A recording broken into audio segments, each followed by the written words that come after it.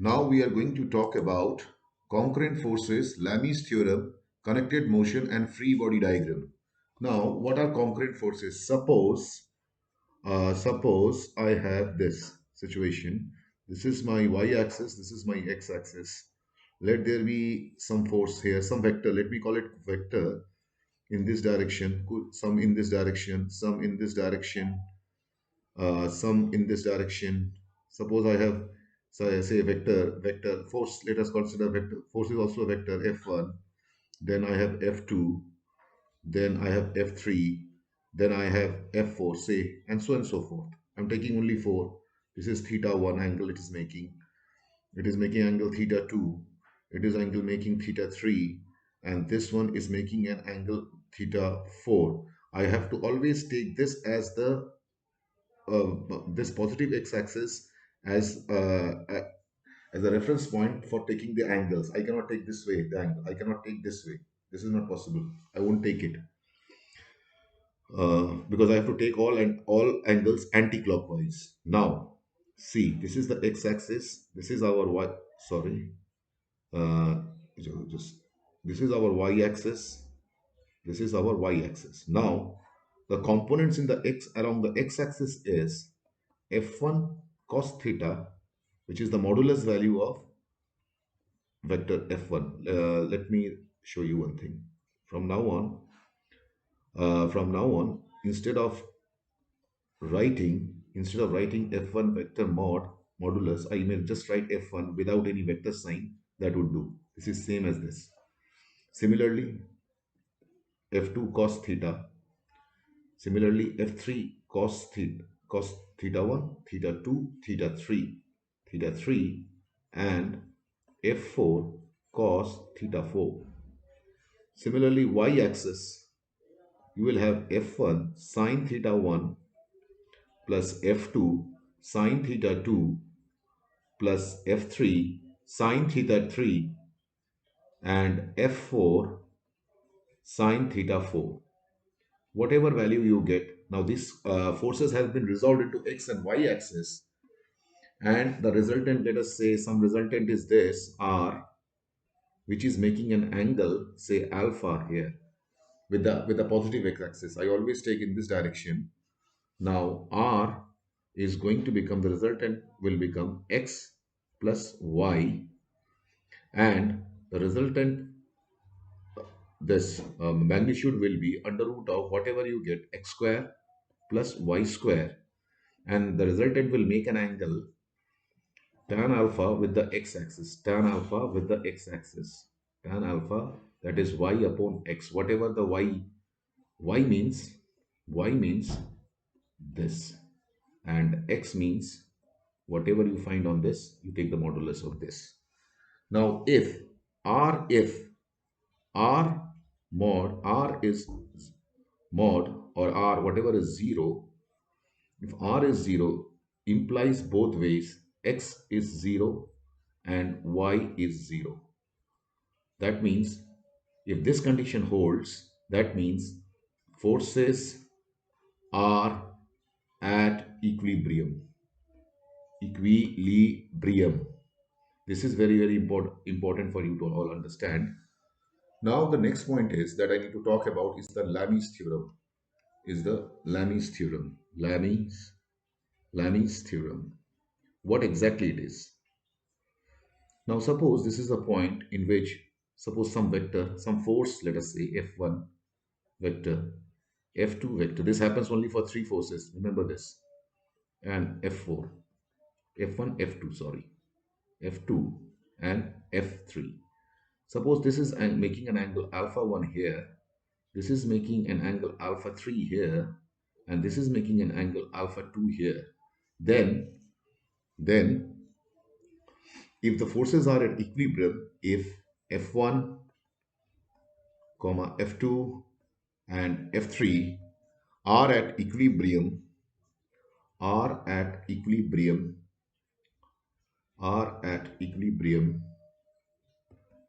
then I'll take just the modulus f1. Just take the opposite of f1. What is the opposite of f1? Angle. This is the angle. So sine alpha 1, sine alpha 1. Now you will take, for f2 you will take the opposite angle. For f2 you will take the opposite angle alpha 2. So f2 upon sine alpha 2. For f3 you will take the opposite angle, that is this angle. So f3 is sine alpha 3. Let me use some different stroke of color for you here. This is this, this is this. Let me write it f2 and sine alpha 2. So this is what is Lami's theorem is all about. Now the next point that I need to talk about is connected motion. I want to talk about connected motion. Before that, let us understand something. What exactly is connected motion? See, you may have seen in your book these type of problems, right? Let me draw the line, draw the line. Now you may have seen this type of motion.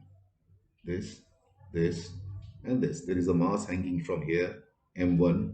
There is a mass hanging from here, M2. This is called a pulley. This is called the string. This is called the string. And the condition on the pulley and the string in your syllabus,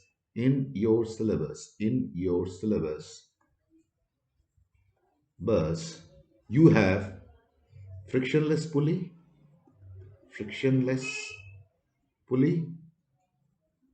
number 1 point, number 2 point, inextensible string. These 2 points are there. These 2 points are there in your syllabus. Only we will talk on this now. Now see, before I go into before I go into connected motion, more into connected motion, let me wait a minute. Let me draw the line. Now see one thing. What is free body diagram? Free body diagram, FBD. See certain cases now. Number 1 case. Before that, before I talk about this free body diagram, I'd like to discuss something. Let us say this is our some plane. This is making some angle theta. This is the point where the mass is. So the weight will act in this direction, m1g, some mass. Let's call it m. No need of m1. No need of this suffix. Let us call it mg. Now let us draw this. See, this line is perpendicular here. This line, and this line. This is perpendicular here. That means this is perpendicular. So this is your class 10. This angle is theta, and this angle, oh wait a minute, this angle is 90 minus theta. Keep this thing in your mind. You have a triangle 180 degree. This is theta, this is 90, this is 180 minus, this is 90 minus theta, and this is theta, because this whole is again 90. Now the point is here is this is mg cos theta component. The cos theta is in this direction, so the sine theta component will be in this direction, mg sine theta. This is, in some books they use the word n, in some books they use the word r, where n stands for n or r, whatever you want to use. This is known as normal reaction. Normal reaction. See, what exactly is normal reaction? It is when you touch a surface. This is suppose your surface, and a body is here. The weight of the body will act on the surface. This is the action. This is the action. And the reaction of the surface will be in this direction. This is the reaction. This is actually Newton's third law. This is action and this is the reaction. The reaction, in some books they call it N, some books they call it R. That depends upon how you want to use it. I will use both the symbols. So you should know this concept first. How the things have been resolved. Now let's see a much more complicated diagram. Little bit more complicated than this. Before I go into FBD concept, let us draw this line. This is our x-axis. This was our plane like this. Now I'm making the figure a little bit more bigger. This is my mg. Okay, this is theta. This is our normal part of the story. This is our normal. This is our normal. Now see, this is our mass. This is our 90. This is our 90 minus theta, as I told you. So this whole is 90. So now this is theta. Now this is theta. This is 90. Again, this is theta because this much portion, this much and this much portion is 90. So this is by opposite vertically opposite angle to this. This part is vertically opposite to this, and this part is vertically opposite to this. Now you have got the point. Now let us say there is something here. Some call it. Let us write something here like this. Now this can be resolved. Suppose I say v1 vector. Sub v vector v1 vector. I call it. Let us say I call it v2 vector. Now see what happens. How can I resolve this also? This is n in this direction. So n sine theta will be in this direction, in this direction, in this the direction. v2 cos theta also would be in this direction because it will be resolved in this manner. This will be resolved in this manner. Now this will be the direction of n cos theta, and this will be the and also that it will be the direction of v1 sine theta. v1 sine theta. This is going to be the direction of v1 cos theta. So you have to understand this is the direction of mg cos theta. This is also the direction of mg sine theta. So I have basically explained you how things are resolved along the, let us consider this as our x and y axis, and this as our x dash and y dash axis.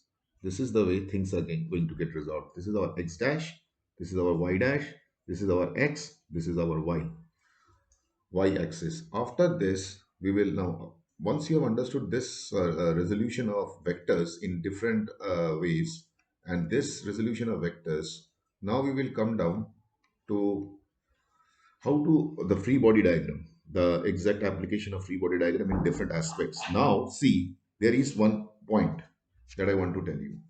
Number one point, there is no transfer. Sorry. There is no transfer of force and no sharing of force. Sharing of force. Let me make you understand with this, with an example, these two concepts. Now see, for suppose this is my force acting on a body. This is A, this is a body B. Now I'm not taking any friction right now. I'm just explaining you how to break this into a FBD. How to write FBD for this? FBD. How to write FBD for this? This is my question. Now what you do is that, remember, there is no sharing of forces, as I told you, no transfer of forces. This force won't go here. Listen, this force won't go here. I'm rubbing it. Now what will happen is that I'll separate the two bodies. I will separate the two bodies. This is A, this is B.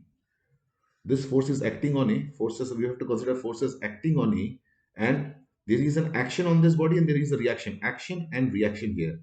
So this is the F on A due to B, and on this B, wait, sorry, I made a B here unnecessarily. This is to be B here. On this B, there is only one and only one force, that is F on B due to A. Now, if the direction of acceleration is this, so I told you in the direction of acceleration, everything you need to take all the forces in the direction, take, let me write down, take all forces in the direction of acceleration acceleration as positive. This is the idea. Now this is in this direction, this is opposite, this is, now you see, F minus FAB is equal to mass of A into the acceleration. Now the thing is this. How can I say that both of them are having the same acceleration? Now the concept of connected motion will come and then we will understand. This is known as the constraint motion. Now see one thing.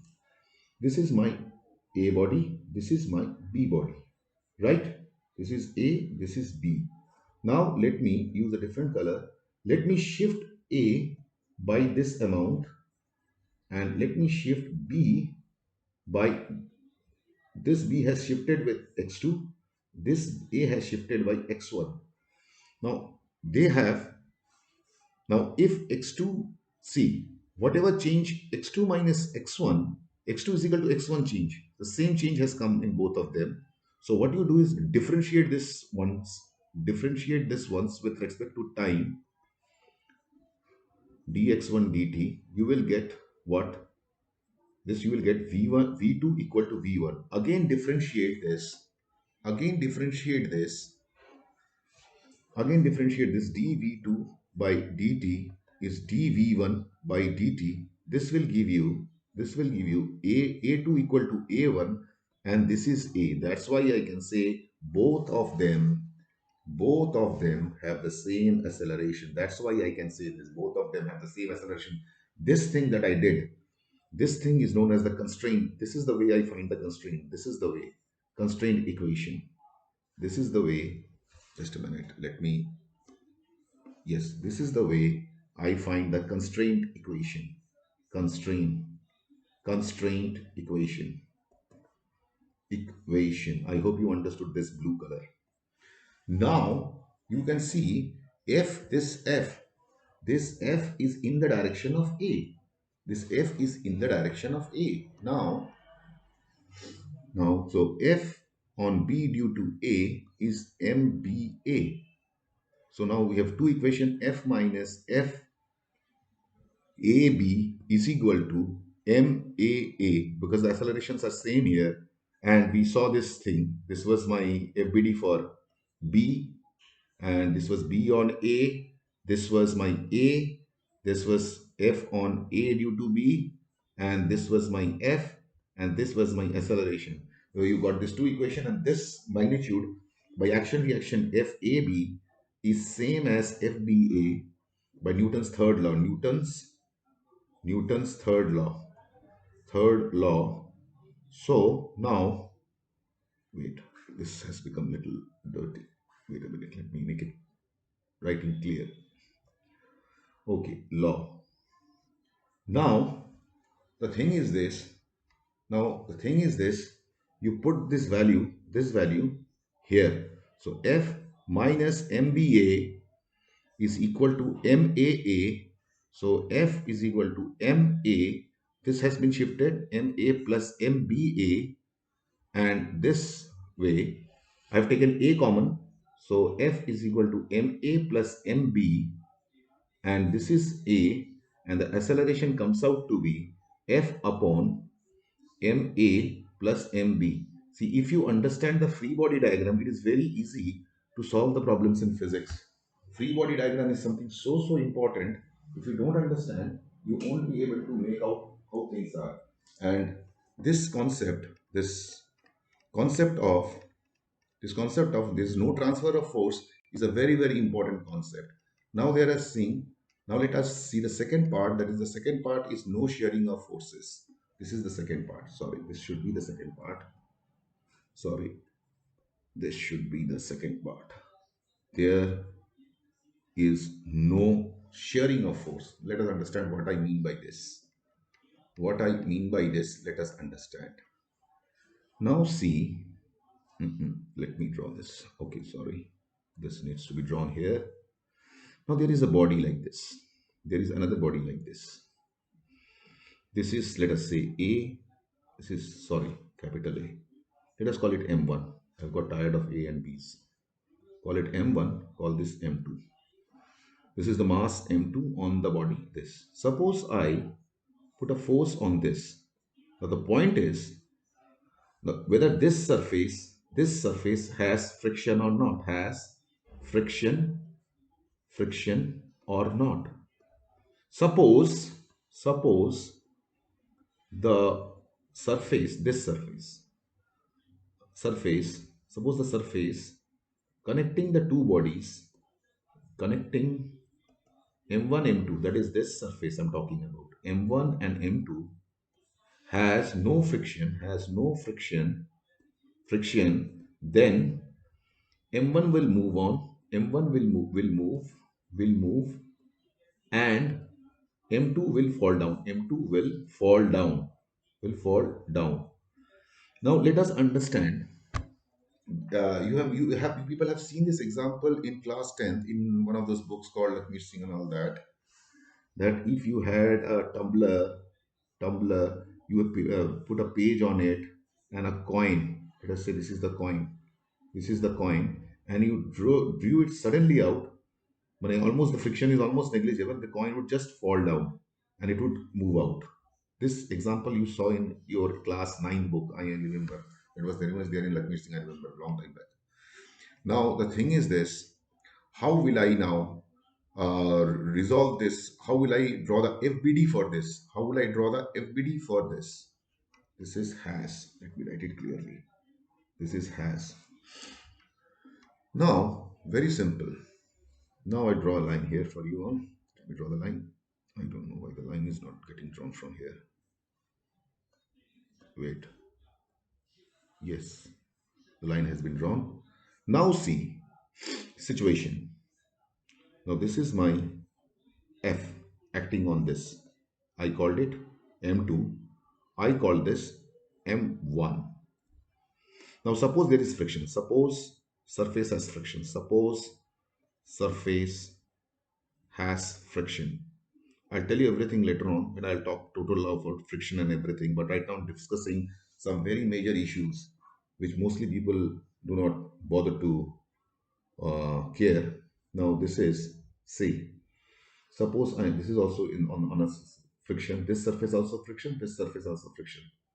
There is a friction, right? Let me tell you, in your syllabus, you have only translation motion. That means if a body moves in this direction, then friction will be in the opposite direction. Friction will be opposite to the direction of motion, will be opposite to the direction of motion. But we are not direction of motion of the body. As per your syllabus, we do not have rolling. In rolling, we cannot decide. Let me tell you one thing. This, by the way, that is not also in the syllabus. Suppose a body rolls like this, rolls in this direction. I cannot tell the friction, the point of contact is here. I cannot tell whether the friction is in this direction or in this direction. I have to calculate acceleration of point of contact, acceleration of the point of contact, and see whether it is 0 or greater than 0 or less than 0. Suppose I assume this direction and it comes out to be greater than 0, then the friction is in this direction. Suppose I assume this direction and it comes out to be negative, that means the actual direction is this. So this is not in your syllabus. Forget about this. This is not in your syllabus. Just keep one thing in your mind, that friction will be opposite to the direction of the body, to the direction of the motion of the body, rather. Wait, to the direction of motion motion of body. Rather, this much is important for you. Only this much is important for you. Now come down. Now let's come see this picture. This picture, let me draw it again, no problem. If I draw it again, there is no problem, no harm in drawing it again. Let me draw the line. Now I'm going to go in detail with this. Now see, this was my M1, right? This was, I'm separating the bodies a little bit. You will understand why. This was my M2. Now there was a force on this side. I let me put the force here. I will always take forces acting on the body. This thing will move in this direction. There will be a friction in this direction, right? This is F. Now there will be a friction on this. In order to go there, see the friction here will be F1, and action this, to this there is an equal and opposite that will come here. F1 will come here. Now see one thing. The point is, how will I now make the FBD? Let me write this as M1. This is my M1 with F1. This is my M1 with F1. M1G will act here. The surface here will produce a normal in this direction, right? This normal will be, see, this normal will be here. Now, see this body, the M2 body. Let me draw the M2 body now. There is a force in this direction. There are two frictional forces, F and F1 in this direction, right? There is now one more thing, it is here. Now, this is the normal reaction to this. Now, there is, what is acting on this? There is M2G acting on this. Let us say the normal reaction on the surface is N1. N1, but this N will also be here. There will be M2G on this. That is basically the same. You will draw it in this direction. You will call it N, which is actually this. This is the equal and opposite. So everything balances out. Now, this is your FBD. This one for this one for this. Now, suppose the body is moving in this direction of acceleration. And then what is the equation of motion? How to write? I have already told, I have told you already that F is equal to MA. This is actually not simple F is equal to MA. This is F external as well as net force in a particular direction. Because this is a vector quantity, I separate it into scalars by taking the x component and the y component. In the x component portion here, let us see the M1 diagram. Let us see the M1 diagram completely. Yes, here we are. That's right. It's going a bit more. Let me make it less. Let me draw it down. Yes, yes, here it is. Now I will use the F equal to MA once for this horizontal side and once for the vertical side. See, what will I get? For M1 I'm writing for M1. I'm writing for M1. So let me draw this. So what will I get? F1 equal to M1A, and I'll get N minus N equal to M1G. Why? Because along the y-axis, there is no acceleration. Let me explain this with more. See, if I write N minus M1G equal to MA, A in the y direction is 0. So this becomes 0. That's why N equal to M1G for the body M1. These are the equations for the body M1, this two. Now see, in this case, let me do one thing. Let me shift this equation somewhere else. Wait, let me shift it somewhere else. Yes, this has been shifted there so that thing is always on your side. Now see, for this side, F minus F1 equal to M2A. This is the horizontal for the horizontal. Now for the vertical, what will I write? N1 minus N minus M2G is equal to M2 0, because there is no acceleration in the y direction. No acceleration. Let me write it in this manner, short manner. Wait. A of y, that is acceleration in the y, is 0. Acceleration in the y direction is 0. That's why this n1 is equal to n minus m2g, n plus m2g. These two equation will play a major role, and these two equation will play a major role while solving these type of problems. I hope you understood how the free body diagram is drawn for these type of problems, and there is no transfer of force, and there is no transfer of force, just as I told you here completely, and there is no this shearing of force in this situation. There is no shearing of force. Now come to a different type of motion. I hope you will remember this picture. Wait a minute. You will remember this diagram very carefully. You will remember this diagram very carefully, and then we will come down to something called, now we will use it sometime later. Let's see some connected motions, some pulley and all. I told you something here about the pulley. I think I've written it also in your syllabus. I think somewhere I have written it. Let me share with you once more. In your syllabus, frictionless pulley and inextensible string is only considered. In your syllabus, there is nothing called frictionful pulley and this. Then things will all change, and you will not be in BCA physics for the first semester. It will be completely a different course soon altogether. You will need to do only very simple problems. Now see. Now, supposing I have a pulley like this, all everything is considered frictionless and inextensible.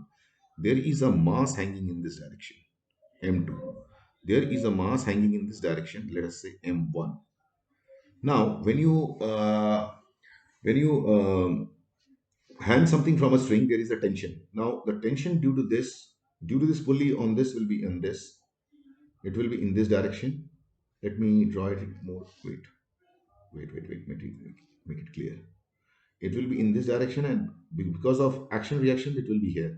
Similarly, the tension here would be this, and tension here. Now, the question would be for you is this: whether the tension here and this will be same or not. Yes, in your case, in your syllabus, it is same. If the pulley is frictionful or something like that, then these two tensions are different. But in your syllabus, you will have to consider the both the tensions as same. You don't have to go into that deep. Okay, so now let's come to this. Now let's draw the FBD of this. Now this is M2. What do you expect? There is a gravity. There is a gravity, of course, acting. So on M2, you will have M2G, and there is a tension. On M1, there will be an M1G, and there will be a tension T. Now see the pulley constraint. Let us draw a line like this. Let us say M1 is greater than M2. You can take it other way also. You can do it M2 is greater than M1. That is your choice. Now see the distance from here to here. Let us consider it x2, and distance from here to here. Let us consider it x1. Now with passage of time, this is decreasing. This portion is decreasing, and this portion is increasing. So that means the difference between x1 minus x2 is 0 because the string length does not change. String length is fixed. String length is fixed. It is just the apparent change. This is decreasing. It is in this direction. Let me draw it more properly instead of making such. Make it. It is going in this direction. This is coming in this direction. This is decreasing. This is in the sense of decreasing. This is decreasing. This side. This side is increasing. If you take M2 greater than M1, then this side will increase and this side will decrease. The equation just at that time you have to write x2 minus x1. That is only the thing. And why this 0? Because the string length is fixed. There is no change in the length of the string as such. Now I will do double. I will double derivative this. I've already told you A is double derivative of distance, double derivative. I've told you when I was talking about velocity and acceleration in that chapter. So I'll do as a double derivative, or I can do this way also if you want. Dx dt minus dx2 dt. Then I'll get v1 minus v2 equal to 0. Now I will again differentiate this expression. This so I can use if you want directly. Then dv1 dt is equal to dv2 dt. Now this is going to become acceleration a1 and a2. Or you could have directly done this. You could have applied this or. So this is equal to a, or you could have done this also. I can show you. Wait, in blue color. In some other color I can do d2 x1 dt2 is equal to d2 x2 dt2. This should have given me directly a1 equal to a2 is equal to a, instead of going all this way to here. I could have done it in one short way using this formula. So both are A. Let's come down to the free body. Let's make the free body diagram again for these two bodies. Let's make the free body diagram again. Now see, we have, this was, I think I told M1 is greater than M2. This was, I think I took it as M1. Let me have a look. This was M2, this was M1. And M2 is greater than M1. That's right. This was M2 and this was M1. Now this was M1G. This was the tension on this. This is the free body diagram. This is M2G and this is the tension. Now this acceleration is A2. Let us call it A, and this direction is A. I told you always take the direction of acceleration, take the direction of all the forces in the direction of acceleration as positive. Let me write down. Take the direction of all forces, all forces in the direction of acceleration as positive, and the rest negative, so I don't have to write, you can understand. Now, using this concept, so use from this, I'll get t minus, because t is in the direction of a, t minus m2g is equal to m2a. And from here, I'll get m1g is in the direction of a, m1g minus t is m1a. Now, this is like your class 10th equation, simultaneous solving, x and y variable, just solve them, add them. This and this cancels, this and this cancels. You have m1g minus m2g is equal to m1 plus m2a, and after this you have a equal to m1 minus m2g upon m1 plus m2. Now you need to find the tension as you used to find x and y in class 12, class 10th. That's the same way, simultaneous solving of equation. Do one thing, use this equation. T minus m2g is m2a. Now shift this that side. Shift it on this side. Put it here. So T is equal to M2G plus M2A. Now put the value of A here. This will be M2G plus M2, M1 minus M2G upon M1 plus M2. Now you take the LCM here. Take the LCM here. So T is equal to your M2, M2, M1, we are cross multiplying directly, and then M2 square G plus M2, M1G minus M2 square G upon M1, M2. So this and this cancels out. You get this is 2 times M2, M1G upon M1 plus M2. Now some people will say, some students may ask, suppose I do the other way. That means if I take m2 greater than m1, will I get the same answer? Exactly, will get the same answer. You have to just be very careful. At that time, what will happen is this: the acceleration direction, this direction will be downward, and this direction will be this direction will be upward. And then the equations will just change, but the answer will come the same. You can try with that. Now with this, I'm going to stop, and we will continue in our next lecture.